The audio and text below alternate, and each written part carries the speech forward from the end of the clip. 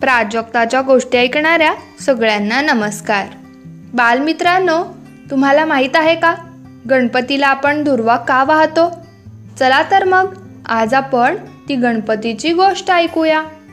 एक अनलासूर नावाचा राक्षस होता। त्याला वरदान मिळालं होतं, त्याच्या विरुद्ध जो कोणी जाईल त्याला तो भस्म करून टाकायचा। त्याच्या तोंडातून अग्नीच्या ज्वाला निघायच्या। आता वरदानच मिळालंय म्हटल्यावर त्याने सगळ्या लोकांना त्रास द्यायला सुरुवात केली। सगळे त्याच्या तोंडातून निघालेल्या अग्नीमुळे त्रस्त झाले। जिकडे तिकडे हाहाकार माजला। तेव्हा सर्व ऋषीमुनींनी देवांची प्रार्थना केली, तर अनलासुराने इंद्राचाही पराभव केला। आता काय करावं? सर्वजण शंकराकडे गेले, त्यांची प्रार्थना केली, पण शंकराने सांगितले की यातून तुम्हाला फक्त गजाननच वाचवू शकेल। सर्वांनी गजाननाची प्रार्थना केली। गजानन प्रसन्न झाले आणि आले की अनलासुराच्या समोर। अनलासुराने गजाननाला भस्म करण्याचा प्रयत्न केला। तेव्हा काय झाले? उलट गजाननानेच त्याला गिळून टाकले। बाप रे! भयंकर अग्नीसारखा अनलासूर! त्याला गिळल्यामुळे गणेशाच्या सगळ्या अंगाचा दाह होऊ लागला, आग होऊ लागली।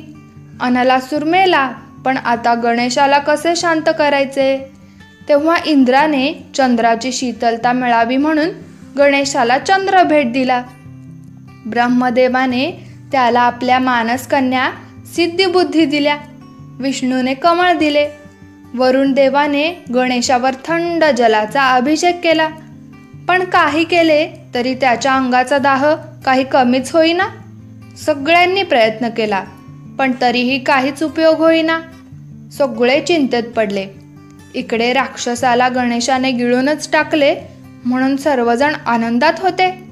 तेव्हा ऋषीमुनींना कळाले की अनलासुराला गिळल्यामुळे गणेशाच्या अंगाची आग होते आहे, त्याला खूप त्रास होतो आहे। किती उपाय केले पण काहीच परिणाम होईना।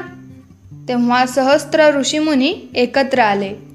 सर्वांनी मिळून मंत्रोच्चारण सुरू केले आणि त्याबरोबरच सर्वांनी प्रत्येकी 21 दुर्वा गणेशाला अर्पण केल्या। आणि काय, हळूहळू गणेशाचा अंगाचा दाह कमी झाला। त्याला खूप आनंद झाला। गणेश म्हणाला, मला जो कोणी दुर्वा वाहील त्याला हजारो यज्ञ, व्रत, तीर्थयात्रा, दान केल्याचं पुण्य मिळेल। आणि तेव्हापासून पूजा करताना गणेशाला दुर्वा वाहण्याची प्रथाच सुरू झाली। धन्यवाद।